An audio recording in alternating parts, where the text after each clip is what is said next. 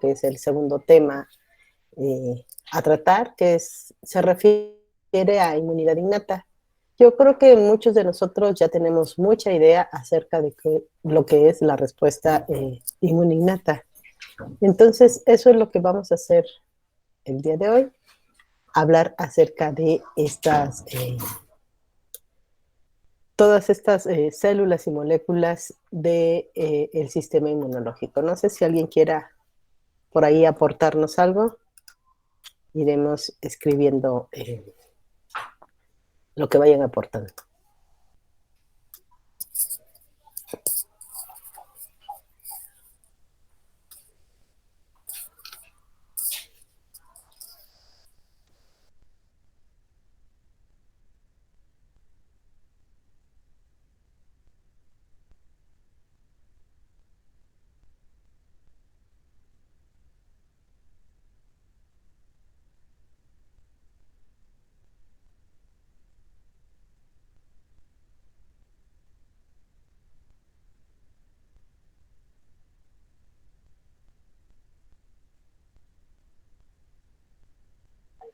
Disculpe, doctora, ¿qué preguntó?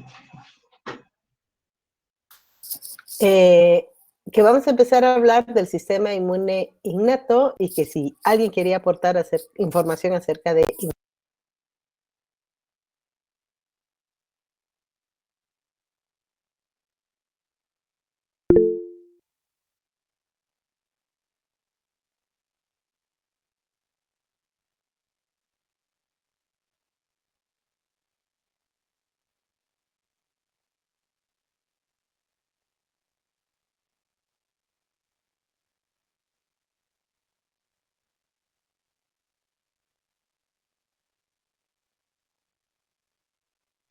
Perdón, con el micrófono apagado.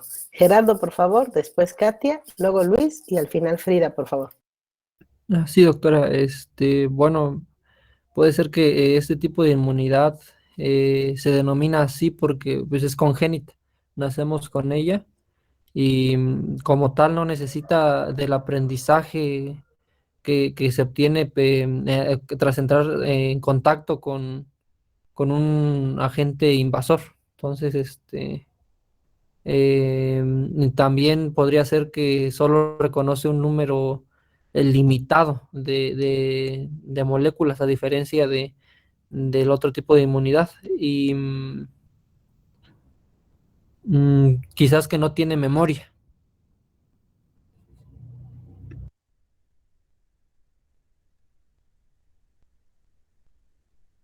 Muy bien, adelante.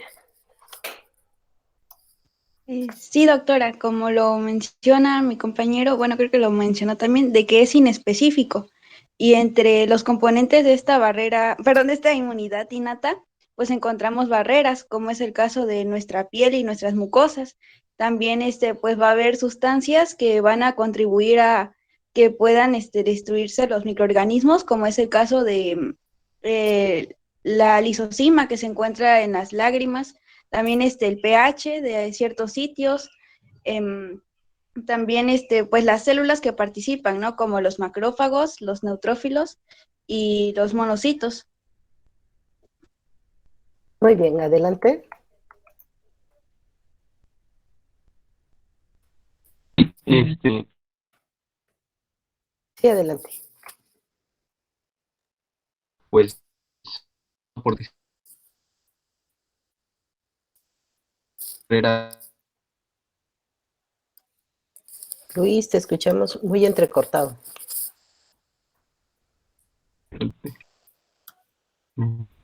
Si quieres escribirlo por el chat.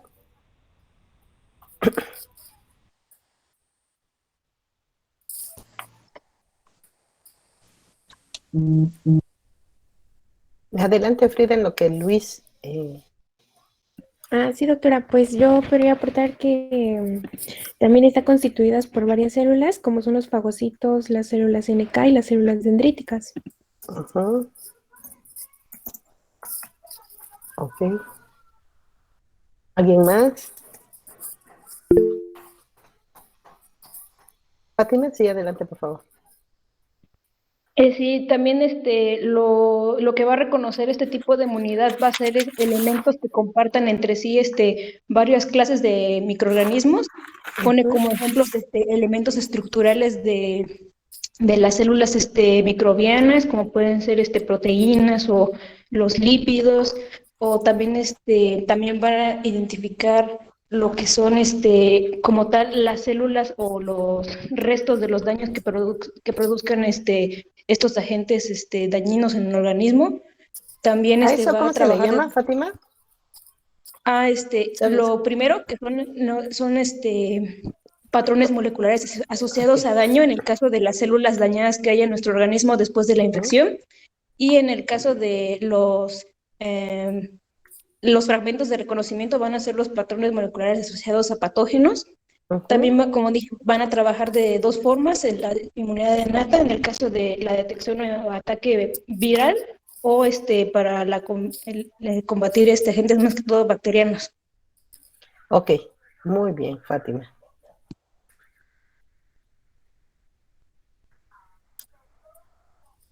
¿Nadie más? ¿Ninguna otra información? Luis, ¿ya no nos escribiste nada aquí en el chat?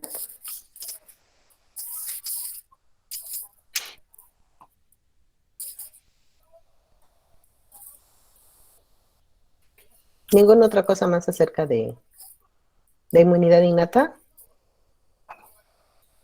Juliet, por favor, sí, adelante.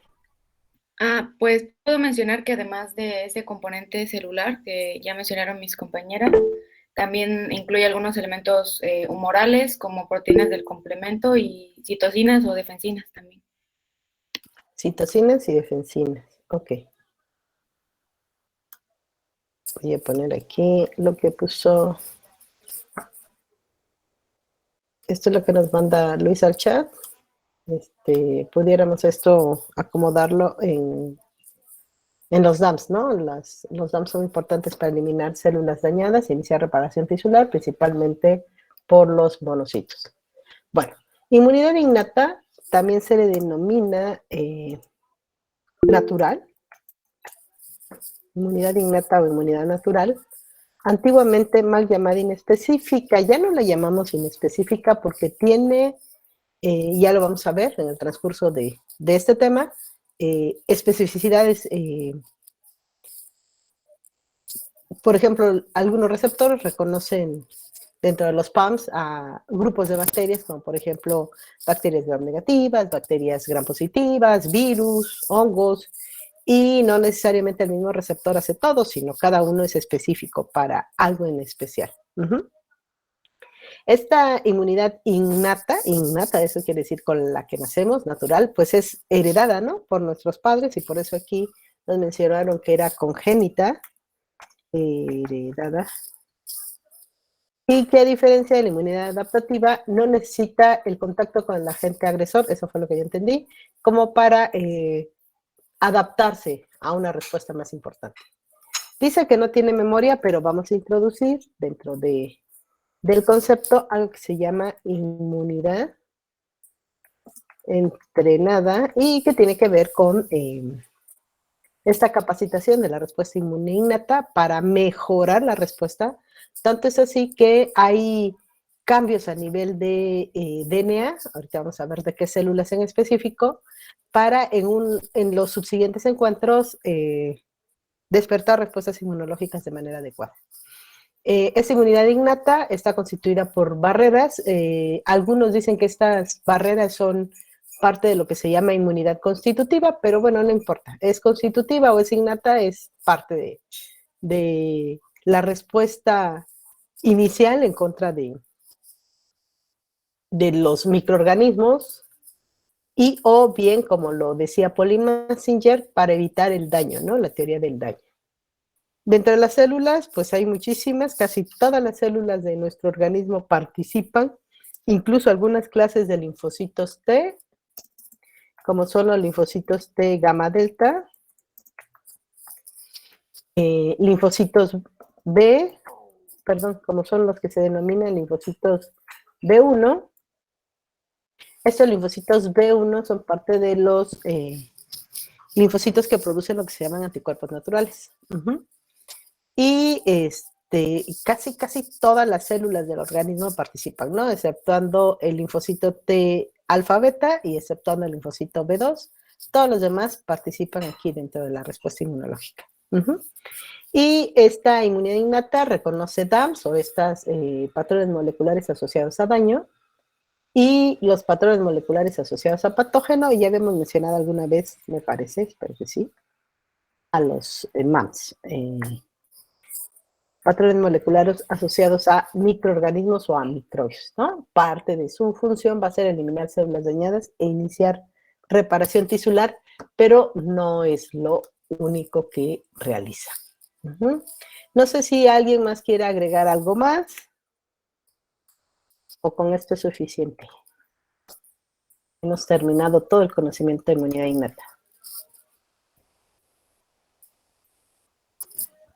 Doctora, a lo mejor faltaría que el tiempo de respuesta es de minutos a horas. Ok, minutos a horas. Fátima, Denise. Adelante. Sí, doctor. Pues como es la primera línea de defensa, ¿no? Entonces, pues tiene como dos funciones, menciona el libro, que una es aparte de, bueno, la función de defensa, pero también advierte a la existencia de los microorganismos para que después se genere una respuesta inmunitaria adaptativa. Ok, entonces responde de manera inmediata. ¿Dónde dejé mi Jamboard? Aquí. Entonces, aquí. Respuesta inmediata.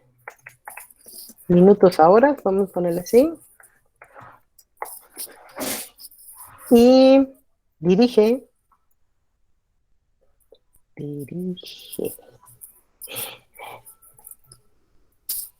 a la respuesta inmune adaptativa.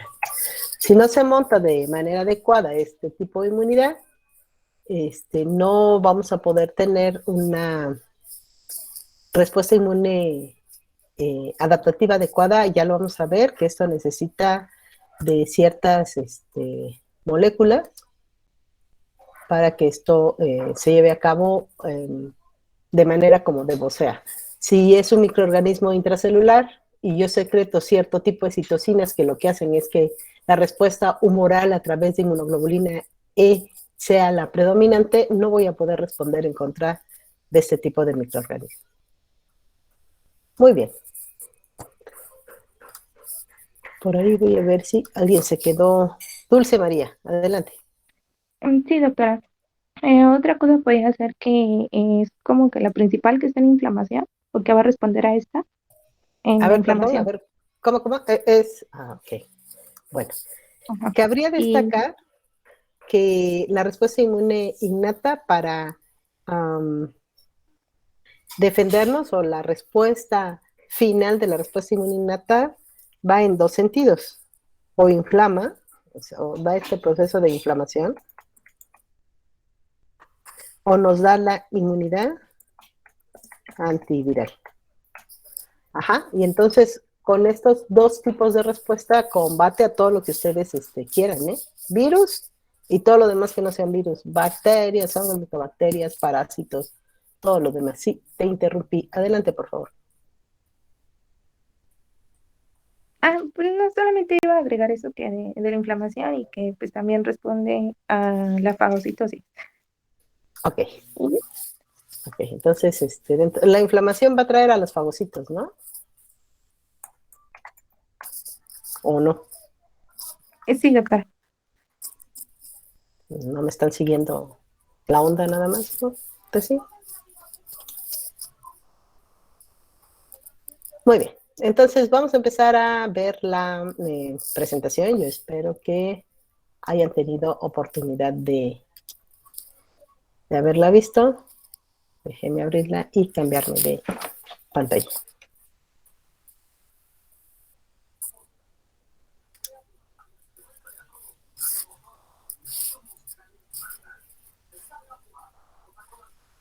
Quiero verlo desde el original, pero pues no quiere.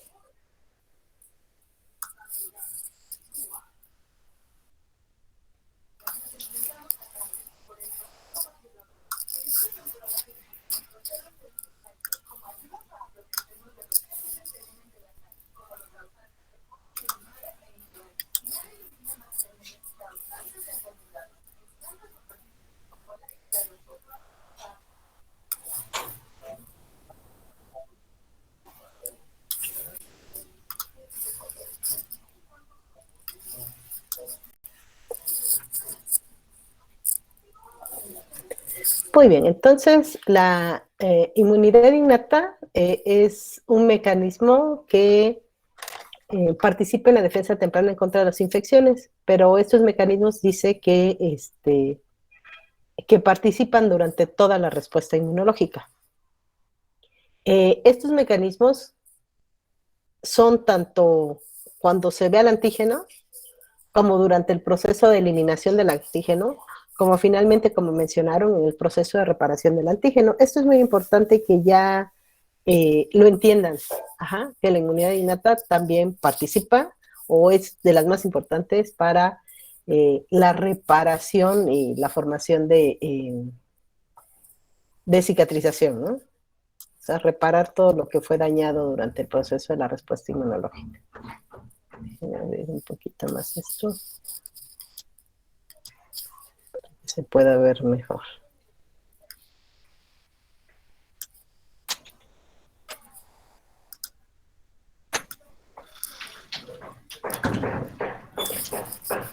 Ok.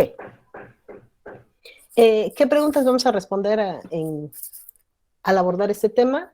¿Cómo es que el sistema inmune innato reconoce a los microbios y a las células dañadas? Ya lo mencionaron, a través de los PAMs y a través de los DAMs. Bueno, ellos deben de tener el receptor, que también ya habíamos mencionado previamente.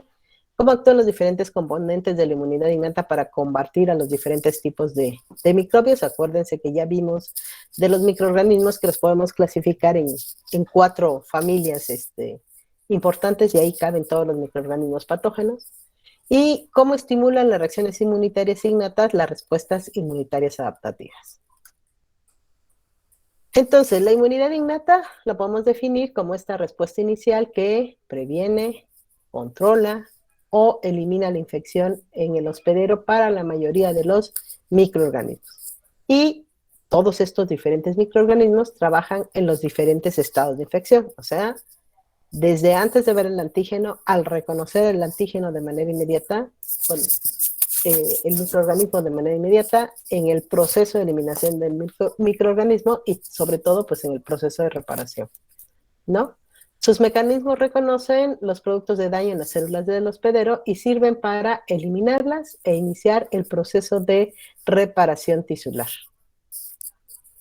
Estimula además la respuesta adaptativa y puede influir en la naturaleza de la misma, optimizando de esta manera su efectividad frente a los diferentes tipos de microorganismos. Ya habíamos mencionado que reconocen PAMs, patrones moleculares asociados a patógenos, y DAMs, patrones moleculares asociados a daño.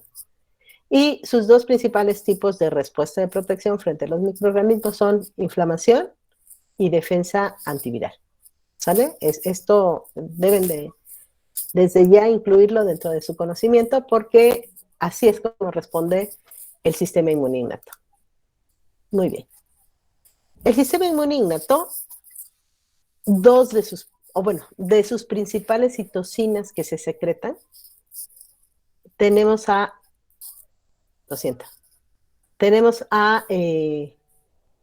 factor de necrosis tumoral alfa. ¿Alguien sabe para qué me sirve el factor de necrosis tumoral alfa?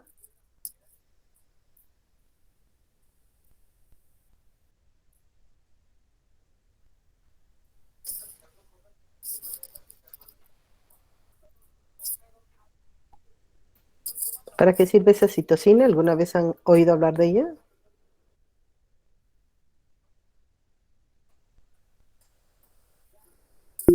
Sí, Josare. Y después Hazel, por favor. Pues está involucrada en el proceso inflamatorio y también en la apoptosis. Ok. ¿Sabes más o menos de qué manera? En la apoptosis por una vía, ¿no? Hay una vía que son los, creo que es la vía de los receptores de la muerte, me parece. Sí.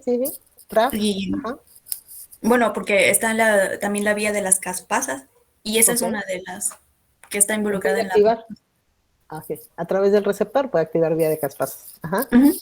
Muy bien. ¿Hazel? Ya lo dijo Josare, doctora. Estoy... ¿Y no me puedes hablar de la inflamación? Pues aquí cuando se activa la inflamación es porque, bueno, creo que era con las interleucinas con las que trabajaba, ¿no? Con la 8 y la 6. Sí, sí puede trabajar con ellos. Sí, Katia, a ver, Por adelante. ejemplo, en procesos infecciosos, ¿no? Ok, sí, vamos a verlo. Ajá, Katia. Sí, doctora, de que bueno, es sintetizado por los macrófagos y también actúa como un pirógeno. Ok, factor de necrosis tumoral. Bueno, vamos a ver que hay ciertas citocinas muy especiales que participan dentro del fenómeno de inflamación local. Ujú. La inflamación local tiene la particularidad o la importancia o la función de si yo puedo controlar un proceso infeccioso que acaba de empezar, si yo puedo controlar un fenómeno de daño que acaba de iniciar, la inflamación local me va a ayudar en este proceso de reparación. Imagínense que, no sé, me enterré una astilla, me quemé un dedo con el cerillo, no sé, algo sencillo. Uh-huh. De las primeras moléculas que se van a secretar, que se van a despertar, ya sea por el reconocimiento de PAMS o de DAMS, va a ser el factor de necrosis tumoral alfa. Uh-huh. ¿Quiénes producen este factor de necrosis tumoral alfa? Lo producen macrófagos, lo producen neutrófilos, células dendríticas, pueden producir este factor de necrosis tumoral alfa de las células que son parte de esta inmunidad innata. Uh-huh. También se produce interleucina 1. Estas dos citocinas lo que hacen es activar al endotelio. Espérenme porque yo no sé si mi manita aquí en mi presentación se ve de un lado y creo que aquí se ve por otro lado. Entonces, aquí la vemos bien, ¿verdad? Ahí están las moléculas de adhesión, eso es lo que está señalando. Sí, doctora. Sí, doctora. Ok. Y entonces, lo que hacen, lo que obligan TNF-alfa interleucina 1 es a que se expresen moléculas de adhesión. Ya vamos a ver más adelante que estas son las selectinas. De manera normal, mi endotelio no expresa estas moléculas, solo cuando es estimulada por estas citocinas. Entonces, TNF-alfa e interleucina 1 tienen algo que se llama una característica que es la redundancia, o sea, las dos cumplen la misma función para estimular y que se exprese las moléculas de adhesión. Uh-huh. Gracias a estas moléculas de adhesión, nosotros vamos a atraer a este sitio células y se va a extravasar el contenido de la fase fluida, llámese suero, llámese plasma. Entonces, esto va a permitir que se incremente la permeabilidad. El TNF-alfa solito estimula a estas células endoteliales para que ahora secreten citocinas como interleucina 1 y quimiosinas. Acuérdense que las quimiosinas son muy importantes en el proceso de atracción de células. Entonces, TNF-alfa estimula estas células endoteliales para que produzcan interleucina 1 y quimiosinas, ¿ok? Entonces, no sé si están viendo ya que al incrementar la permeabilidad vascular, pues voy a tener edema y voy a tener hiperemia, que son parte de la tetra de Chelson, ¿no? Tumor, calor, rubor, al menos en el fenómeno de inflamación local. El TNF-alfa y la interleucina 1 sobre los fagocitos, o sea, macrófagos y polimorfonucleares, también los van a activar y la activación consiste en que produzcan más interleucina 1, acuérdense que aquí la endotelial también lo hizo, interleucina 6, que también había mencionado hace un momento, y más quimiosinas. Entonces, si ven aquí, empieza el relajo de estimular mayor producción de citocinas que van a ser muy importantes en este fenómeno inflamatorio. Entonces, TNF-alfa e interleucina 1 participan en el fenómeno de inflamación local al estimular a el endotelio a que incremente su permeabilidad por la expresión de moléculas de adhesión y además lo activa, o estas moléculas activan, TNF-alfa principalmente, para que se produzcan más citocinas de estas que llamamos de inmunidad innata, como por ejemplo más interleucina 1 y más quimiosinas. Además, TNF-alfa e interleucina 1 a estas células que llegaron al sitio de inflamación o daño, las van a activar y estas activas van a también producir mayor cantidad de interleucina 1, interleucina 6 y quimiosinas. Yo no sé si hasta ahí haya dudas.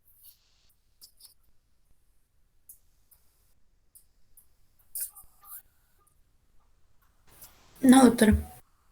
No, doctora. Ok, entonces al llegar a estas células, me ayudan a eliminar el microorganismo o bien a empezar el proceso de reparación, ¿no? Pero depende de la cantidad, depende del inóculo, vamos a tener algo que se llama efectos sistémicos protectores. Esto quiere decir que estas citocinas, que esa es una característica de las citocinas de la inmunidad innata, es que yo las encuentre en grandes cantidades a nivel de la sangre. No todas las citocinas lo hacen, las de la innata sí, específicamente TNF-alfa, interleucina 1 e interleucina 6. Estas citocinas tienen un efecto redundante al actuar sobre el sistema nervioso central, piso del cuarto ventrículo, para que se produzca la fiebre. Ajá, TNF-alfa, interleucina 1, interleucina 6, fiebre.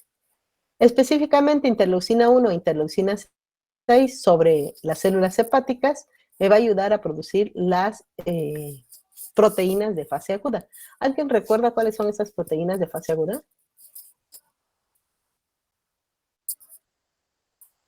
Proteínas de fase aguda. No sé si ya vieron choque. Sí, Katia, por favor. ¿Podría ser la proteína C reactiva? Proteína C reactiva, sí, es una de ellas. ¿Alguna otra? Porque son varias, ¿sí?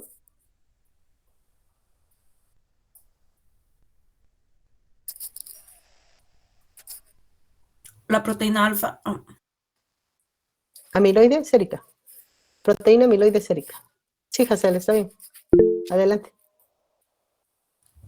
Ya esa que dije está bien, la de la amiloide sérica, bueno, también se le conoce como alfa proteína, ¿no? O glucoproteína alfa, algo así, ácida. O esa parte. Esa parte. Ok, Ajá. también la antitripsina. ¿Sí? Esas no sé. Ok. Pero, por ejemplo, proteínas del complemento, ¿no? Proteínas de la coagulación. Ahora con esto del COVID, o sea, ¿se acuerdan que se pedían ciertos marcadores para ver el grado de inflamación que tenía el paciente? Proteína C reactiva era una de ellas, ¿no? Fibrina, fibrinógeno, también lo veíamos. Pero ¿por qué es este fenómeno de inflamación intensa? ¿Sale? Entonces, proteína C reactiva, factor amiloide sérico, complemento, factores de coagulación, fibrina, fibrinógeno, entre otros son las proteínas que nosotros llamamos de fase aguda. ¿Qué significa eso de ser proteínas de fase aguda? Que algo acaba de pasar tempranamente, es algo que no he podido controlar de manera adecuada y que ahora la manifestación se está haciendo sistémica. ¿Sale? Y otro de los manifestaciones o de las funciones o de las acciones del TNF-alfa, interleucina 1, interleucina 6, es sobre la médula ósea, que se incrementa la producción de leucocitos. Y esto me va a dar un fenómeno de leucocitosis.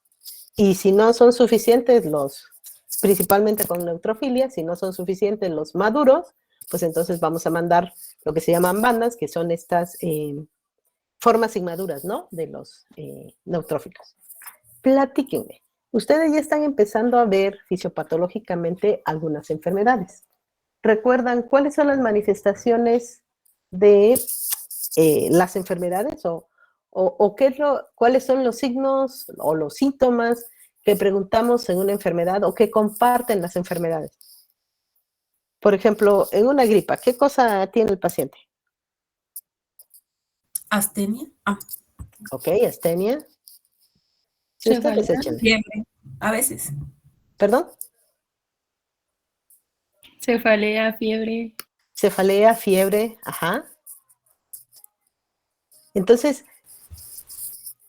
los síntomas que nosotros llamamos prodrómicos de la enfermedad, los que preceden a la inflamación, al fenómeno de la enfermedad, a cuando ya está la enfermedad instalada, son dados por la inmunidad innata, por estos efectos sistémicos protectores. O sea, el paciente generalmente cuando nos va a consultar de manera aguda, de que algo se le descompuso tempranamente, es porque tiene fiebre. Y la fiebre pues nos trae ataque al estado general, astenia, dinamia, a lo mejor hiporexia, no quiero comer, pero además mi hígado ya está produciendo proteínas de fase aguda y puedo tener leucocitosis, ¿no? Sobre todo neutrofilia. Entonces, si yo le tomo a este paciente una biometría hemática, para eso ya aprendieron, ¿no? Los rangos de normalidad, ya lo escribieron muy bien, téngalo por ahí siempre a la mano para cuando lo necesiten. Y además pido proteína C reactiva y la veo en más de 10 o está muy elevada, seguro este paciente tiene un proceso agudo que tiene que ver con inmunidad innata, principalmente algún proceso infeccioso, ¿no? Imaginémonos un chico de 8 años que empieza con un dolor a nivel periombilical, que este dolor migra a fosa ilíaca derecha, que además tiene fiebre, tiene ataque al estado general y empieza a tener signos de abdomen agudo, ¿no? Si yo le tomo una biometría hemática y veo neutrofilia con bandemia y veo proteína C reactiva y además le hago su serie de abdomen agudo, que yo creo que todavía se realiza, esta de la placa de tórax, las placas a nivel abdominal, de pie y de cúbito. Por favor, no es del pie, sino que el paciente esté parado, de pie y de cúbito, acostado, parado y acostado a nivel abdominal, para ver la presencia de gas libre en cavidad. A este paciente yo podría decir muy fácilmente que qué es lo que tiene, ¿eh?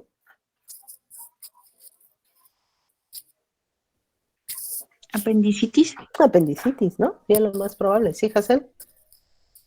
Ya lo dijo Katia. Sí, hay que contestar. Ajá. Sí, lo más probable es que este paciente tenga apendicitis. Pero a lo mejor sí viene con un proceso de infección de vías urinarias o un problema de amigdalitis aguda. Ya eso ahorita no sabemos ni qué es eso, ¿no? Porque todo lo ha desplazado el COVID. Pero bueno, todavía puede existir. Seguramente va a llegar con fiebre. Muy probablemente tenga proteínas de fase aguda elevadas y seguramente va a haber neutrofilia con bandemia, ¿no? Entonces, los pródromos de toda enfermedad están caracterizados por activación de la respuesta inmune innata con la producción de TNF-alfa, interleucina 1, interleucina 6, que es importante aquí en la producción de reactantes de fase aguda, además de las quimiosinas. Todo hasta aquí, vamos bien. A este niño entró a sala de operación, se le extrajo el apéndice, estaba a punto de reventar, pero pues se controló el daño y se controló el proceso infeccioso que pudo haber habido de peritonitis, ¿no? Entonces, puede regresar todo este fenómeno ya a regularse y que ya no tenga nada este individuo, ¿no? Un ratito de dolor, todavía ataque al estado general, etc. Pero si es un paciente en el cual no detectamos tempranamente el proceso y se dejó avanzar y le dijeron, no, pues es una colitis, tómese su buscapina, tome, no sé, algunos otros elementos, es posible que ocultemos, y bueno, para la fiebre le agarramos a paracetamol, 1 gramo cada 8 horas, o bueno, menos porque es un niño pequeño, o bueno, en alguien adulto pues le damos su gramo cada 8 horas, pues yo puedo ocultar el fenómeno o el proceso inflamatorio intenso que está sucediendo, no le he dado un adecuado control, y ahora estas citocinas, principalmente TNF-alfa, se incrementan en cantidad a nivel del suero, y entonces ahora voy a tener algo que se llaman efectos sistémicos patológicos. Y estos efectos sistémicos patológicos, el TNF-alfa actúa sobre miocardio para darle, bajo gasto cardíaco. El TNF-alfa actúa sobre el vaso sanguíneo, generando trombos e incremento de la permeabilidad vascular. Imagínense la presencia de trombos a nivel sistémico. ¿Qué cosa me va a generar? Trombos por todas partes, no en un solo sitio. La obstrucción del vaso. Ajá, ¿y qué más? Si esos trombos están generalizados, infartos a los diferentes tejidos. Ok, César. Shirley, por favor. Y luego Josaret. Sí, doctora. Me llamo Shirel. Cirel, perdón. Sí, sería Cirel. coagulación intravascular diseminada, ¿no? Ajá, tenemos un fenómeno de coagulación intravascular diseminada, que si bien puede ocasionar infartos o microinfartos, obstrucción de la irrigación sanguínea, también puede generar problemas hemorrágicos, ¿no? Porque me estoy gastando factores de coagulación en un lado que necesito hacia el otro lado. ¿Sí, Josaret? Pues yo iba a decir eso, doctora, de que después de un tiempo se podría generar una hemorragia paradójica. Así es, ¿no? Por gasto en factores de coagulación. Ajá. Y el incremento de permeabilidad, pues imagínense que tengo fenómenos inflamatorios en diferentes partes. Igual y no lo siento tanto, pero ¿qué tal a nivel respiratorio?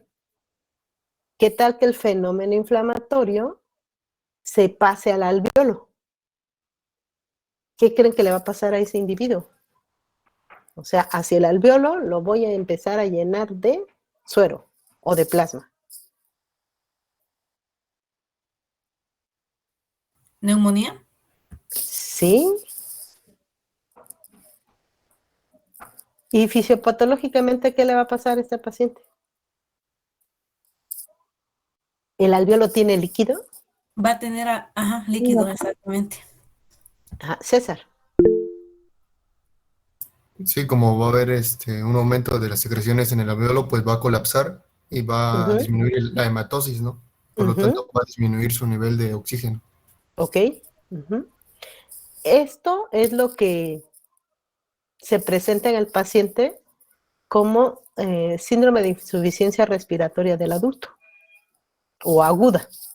El SIRA está caracterizado por esto, por un fenómeno inflamatorio generalizado, o sea, ya se salió de control, y ahora el paciente empieza con datos de insuficiencia respiratoria, con hipoxemia, y ese paciente seguramente lo vamos a tener que intubar, porque recuérdense que 3 o 5 minutos máximo sin poder respirar de manera adecuada, pues nos vamos a morir, ¿no? Entonces es un paciente que hay que intubarlo para ayudarle a mantener esos alveolos abiertos, a que no se pierda la tensión superficial, más bien a que esta tensión superficial vuelva a disminuirse, o sea, sí se pierda, perdón, para que pueda evitarse el colapso alveolar, ¿no? Entonces, estos fenómenos inflamatorios a nivel respiratorio es lo primero que veo.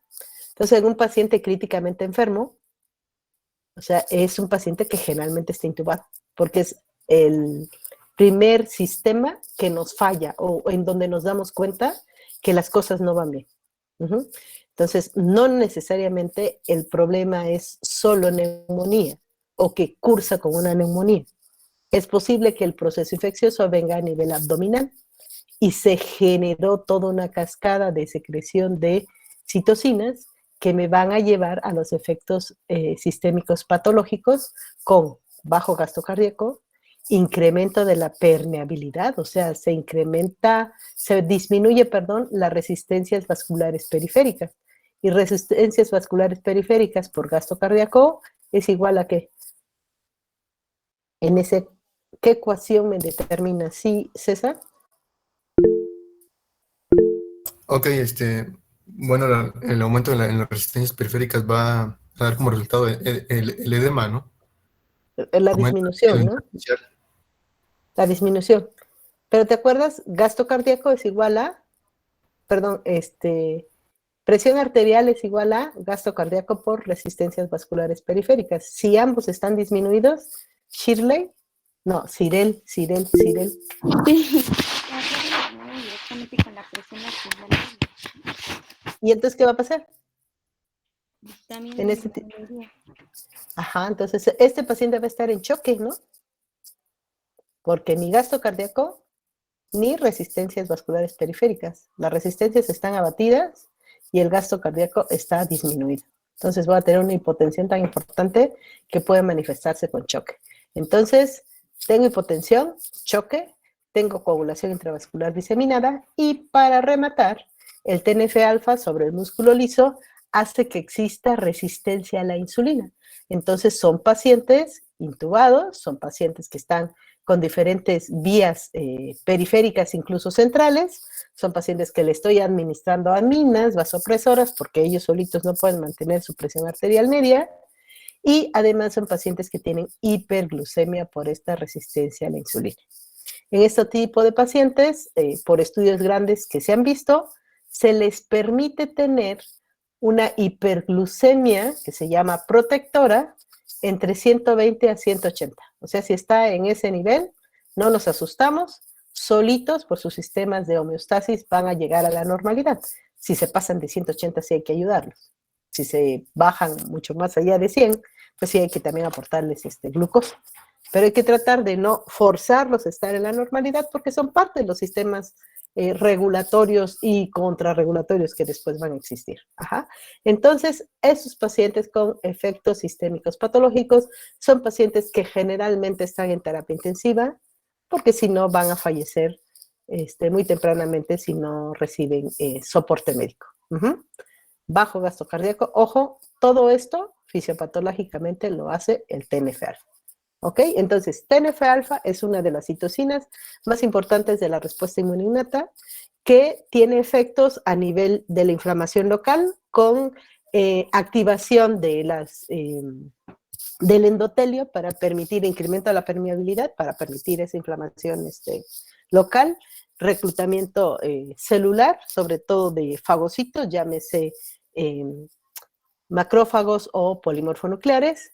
Estos, el TNF-alfa, nos ayuda a la activación para producir más citocinas de inmunidad innata.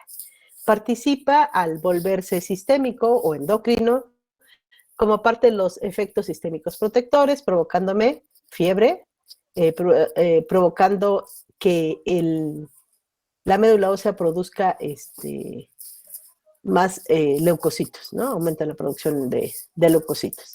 Además, en los efectos sistémicos patológicos, me actúa sobre miocardio, dándole bajo gasto cardíaco, sobre células endoteliales.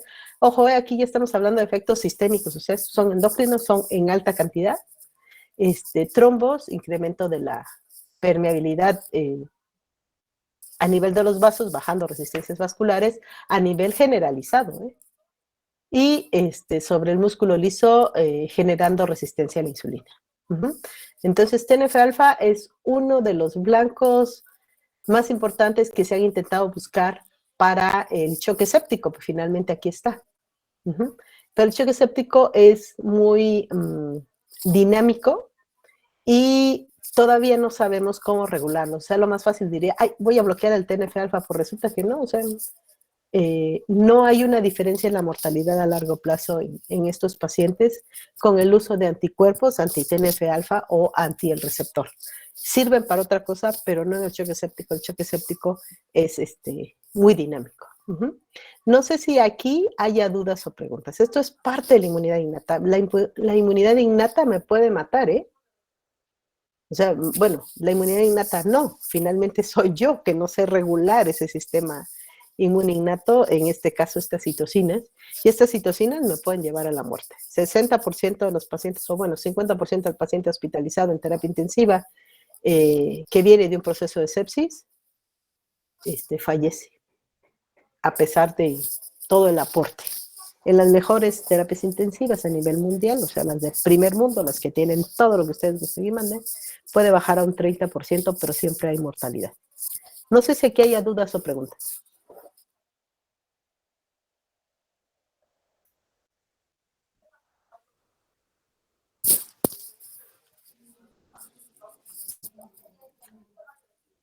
No, doctora. ¿No? ¿Seguros? Sí, Hazel, por favor. Doctora, a mí me surgió una duda porque, bueno, a usted comentó de que, pues, este sistema que es el inmune innato se activa más para, bueno, el TNF-alfa para lo que es una infección localizada, por ejemplo, si es una infección aguda pero localizada, entonces, tampoco se va a activar cuando sea una infección aguda generalizada, por ejemplo, cuando ya son infecciones bacterianas muy grandes como una shigellosis. Sí, sí se activa. O sea, lo estamos siguiendo desde la fase más pequeña.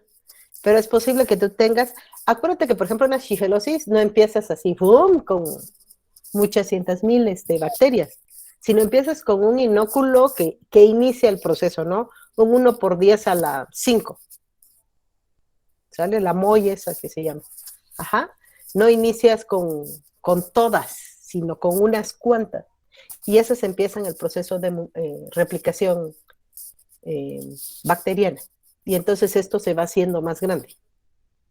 Entonces, generalmente iniciamos con una inflamación local, pero generalmente no es necesario porque tenemos muchos PAM y muchos DAMs, entonces nos vamos directamente a una respuesta a los efectos sistémicos protectores. No sé si eso responde a la pregunta. Ya más o menos entendí. Más o menos. Gracias. Sí, doctora. ¿Alguien Gracias. más? Sí, de nada.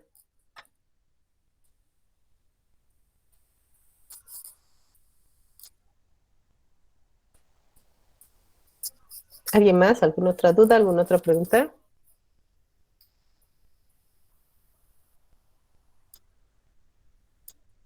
No, doctora. Muy bien. Entonces, déjenme ver dónde dejé el otro. Porque si quisiera que habláramos... Ah, ya quedan 6 minutos. Quería mejorar esta...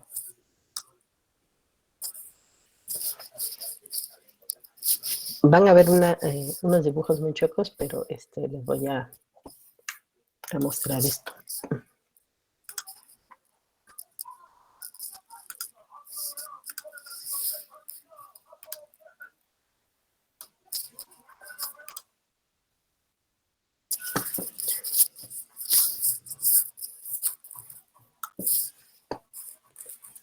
Muy bien, miren. Estas son las enfermedades, las patologías por las cuales yo puedo entrar a un fenómeno de síndrome de respuesta inflamatoria sistémica. Quemaduras, pancreatitis, trauma, que puede ser trauma automovilístico, por ejemplo, o una cirugía grande, también me puede desarrollar este tipo de problema, o un proceso de infección.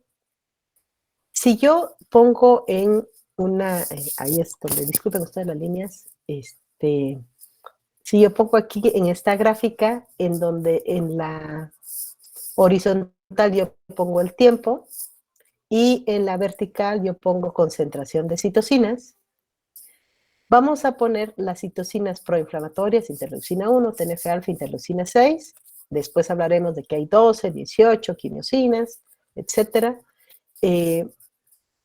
De manera normal, si es algo sencillo, es algo tranquilo, acuérdense que hay pancreatitis edematosas tranquilitas que puede uno resolver, yo puedo montar una respuesta proinflamatoria, localizada o con efectos sistémicos protectores, y posteriormente iniciar una respuesta antiinflamatoria con citocinas antiinflamatorias, por ejemplo, interleucina 10, TGF-beta, interleucina 4. Todo hasta aquí está bien porque yo regreso a mi basal. Hasta aquí. Este sería mi horizonte clínico.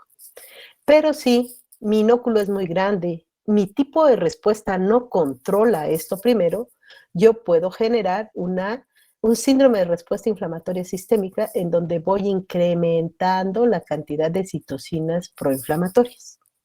¿Sale? Es posible que en este síndrome de respuesta inflamatoria sistémica, en donde voy a tener fiebre, reactantes de fase aguda, leucocitosis, y es posible que yo tenga estos fenómenos de sistémicos deleterios o dañinos, patológicos, todavía es posible que yo pueda responder con citocinas antiinflamatorias para llegar otra vez a la basal. O sea, este paciente estuvo críticamente enfermo, estuvo multiinvadido, estaba intubado, asociado a ventilador, etcétera, pero regresó y pudo seguir su vida normal. Pero es posible que algunos pacientes no puedan regular bien este proceso y entran a algo que se llama síndrome de respuesta antiinflamatoria compensatoria, que por sus siglas en inglés se le llama CARS. Síndrome de respuesta inflamatoria compensatoria. Y es posible que algunos pacientes que no pueden regular bien su respuesta inmunológica tengan al mismo tiempo tanto citocinas proinflamatorias como citocinas antiinflamatorias, por eso vemos este caos aquí. Y este es un proceso que se llama síndrome de respuesta de antagonistas mixto, antagonistas porque son antiinflamatorias con proinflamatorias. En este momento, en el proceso del CIRS, yo tengo un fenómeno que se llama lesión pulmonar aguda. En el pulmón empieza a sufrir daño porque ya vimos que hay extravasación, ¿no? Tanto de moléculas como de células inflamatorias, como por ejemplo monocitos que se transforman en macrófagos activados en un sitio en donde no debe de haber tanta inflamación por el fenómeno tan importante que se lleva a cabo ahí, que es la hematosis, que ya mencionaron hace un momento. Esta lesión pulmonar aguda, si el proceso se controla, si llega a la basal de manera inmediata, podemos recuperarlo. Esto más o menos sucede al 7º día de inicio del proceso. Esto en COVID lo estamos viendo. Si el paciente no logra estar bien, entonces entra al síndrome de insuficiencia respiratoria aguda, al SIRA, en el cual el daño pulmonar puede ser permanente o más difícil de regresar a lo basal. En COVID eso es lo que ha estado sucediendo, ¿no? Y entonces el paciente puede llegar a la basal y salir adelante, lo egresamos con poco de daño pulmonar, o bien entra en esta fase en la cual se antiinflama tan importantemente que hay una ventana de inmunosupresión que lo hace más susceptible a otros procesos de infección, por ejemplo, hongos o por ejemplo bacterias gram positivas, y de eso también pueden fallecer, o en esta respuesta mixta de ambas citocinas muy elevadas, que estos pacientes son muy inestables y también pueden fallecer. No sé si haya dudas o preguntas, disculpen por el dibujo, pero bueno, para tratar de explicar un poquito más acerca de lo que me están mencionando. Entonces podemos tener respuestas locales que van a lo normal y respuestas que pueden salirse de control, ya sea por el inóculo, por la cantidad, ya sea por la respuesta que yo tengo, y normalmente se dice en los libros que no es escalera, o sea, no forzosamente del CIRS me paso al CARS y luego al MARS, es posible que yo me vaya directamente al MARS, dependiendo de la respuesta pues, que se está montando, o puede ser que yo de aquí me vaya yo al CARS, ¿no? O sea, no necesariamente va así, pero esto es lo más común que sucede. Esto lo propuso el doctor Bone, un cirujano, por allá de 1997 más o menos, el CIRS ya poco a poco se fue agregando el CARS y el MARS. ¿Dudas o preguntas, chicos? Doctora, una pregunta. Sí. ¿Qué dijo que significaba CAR y MARS? Síndrome de respuesta antiinflamatoria compensatoria, ese es el CARS. Síndrome de respuesta antiinflamatoria compensatoria, porque está compensando, ¿no? Inflamatoria compensatoria, y el MARS es el síndrome de respuesta de antagonistas, síndrome de respuesta de antagonistas mixto. Antagonistas mixto. Gracias, doctora. Muy bien. Ok, chicos, pues bueno, nos vemos entonces para el día viernes. El día de mañana les voy a dejar tarea. Yo creo que vamos a hablar acerca de citocinas para que identifiquemos qué cosa es, cuáles son las características de las citocinas y cuáles son de inmunidad innata y cuáles son de inmunidad adaptativa. Muy bien. Cuídense pues. Saludos. Gracias, bye, doctora. Ustedes, bye. Gracias, doctora. Nos vemos. Lean, está interesante. Juro que sí.